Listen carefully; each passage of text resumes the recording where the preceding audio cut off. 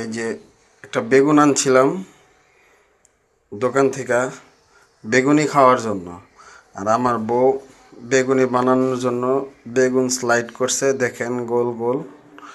একে বলে বেগুনি খাবার, বেগুনি প্রস্তুত করছে। বেগুনি খাওয়ার জন্য বেগুনি বানায় কাইটা নিছে বেগুন থেকে, আবার কাইটা আবার পানিতে ভিজাইছে। দেখেন বেগুনের এই সাইড ওই সাইড পুরা পানিতে জমা রয়েছে, মনে হয় যে তুরাক নদীতে চুবাই লইছে।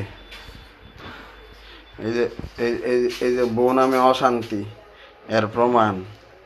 এই দেখুন, দেখছেন বেগুন কাটতে দিছে, হ্যাঁ বেগুন কাটছে, লম্বা করে কইছি স্লাইড করার লেগা, হ্যাঁ উনি করছে। দেখুন লম্বা বেগুন পাই না, এই জন্য মোটা বেগুন নিয়েছিলাম, আর উনি এটারে কামড়া করছে। কি দেখেন